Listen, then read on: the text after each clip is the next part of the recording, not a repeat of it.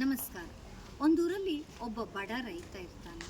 ಅವನಿಗೆ ಹಣದ ಅವಶ್ಯಕತೆ ಇದ್ದಾಗ ಎಲ್ಲ ಶ್ರೀಮಂತನ ಬಳಿ ಸಾಲವನ್ನು ಪಡಿತಾ ಇದ್ದ. ಆ ಶ್ರೀಮಂತ ತುಂಬ ಕುತಂತ್ರಿಯಾಗಿದ್ದ.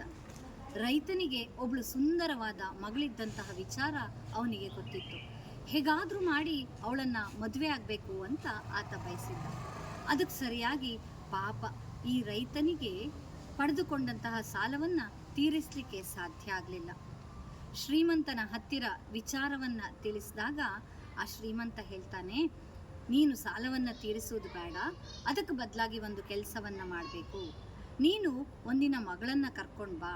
ನಾನು ಒಂದು ಚೀಲದೊಳಗೆ ಒಂದು ಬಿಳಿ ಮತ್ತು ಒಂದು ಕಪ್ಪು ಕಲ್ಲನ್ನು ಇಡ್ತೇನೆ. ನಿನ್ನ ಮಗಳೇನಾದರೂ ಬಿಳಿ ಕಲ್ಲನ್ನು ತೆಗೆದ್ರೆ ನಿನ್ನ ಸಾಲ ಮನ್ನಾ ಆಗುತ್ತೆ, ನಿನ್ನ ಮಗಳು ನನ್ನನ್ನು ಮದುವೆ ಆಗೋದು ಬೇಡ.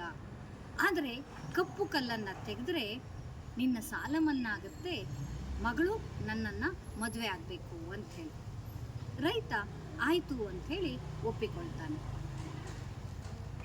ಒಂದಿನ ಕಲ್ಲುಗಳ ರಾಶಿಯ ನಡುವೆ ಆ ಶ್ರೀಮಂತ ಎರಡು ಕಪ್ಪು ಕಲ್ಲುಗಳನ್ನೇ ಹೆಕ್ಕಿ ಚೀಲದ ಒಳಗೆ ಹಾಕ್ತಾನೆ.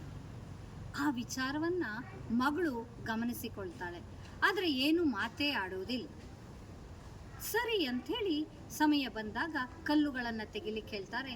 ಮಗಳು ಕಪ್ಪು ಕಲ್ಲನ್ನು ತೆಗಿತಾಳೆ.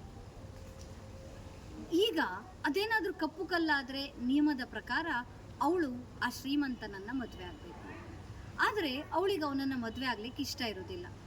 ಏನು ಮಾಡಬೇಕು ಅಂತೇಳಿ ಆಲೋಚನೆ ಮಾಡುವಾಗ ಅವಳಿಗೊಂದು ಉಪಾಯ ಹೊಳೆಯುತ್ತೆ. ಕೂಡಲೇ ಆ ಕಲ್ಲನ್ನು ಎಲ್ಲರಿಗೂ ತೋರಿಸುವ ಮೊದಲು ಏನು ಮಾಡ್ತಾಳೆ, ಕೆಳಗಡೆ ಬಿಸಾಕಿ ಬಿಡ್ತಾಳೆ.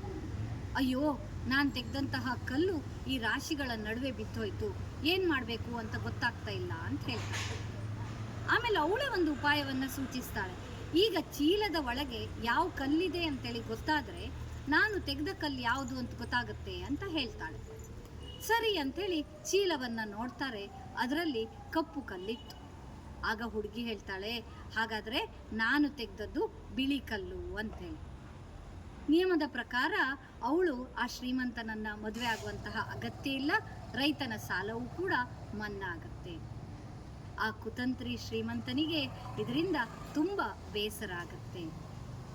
ಹೌದು ಸ್ನೇಹಿತರೆ, ನಮ್ಮಲ್ಲಿ ಬುದ್ಧಿವಂತಿಕೆ ಇದ್ದರೆ ಯಾವುದೇ ಕಷ್ಟದಿಂದ ಸುಲಭವಾಗಿ ಪಾರಾಗಲಿಕ್ಕೆ ಸಾಧ್ಯ ಇದೆ.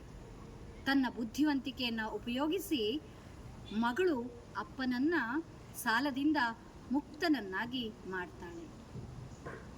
ಧನ್ಯವಾದ.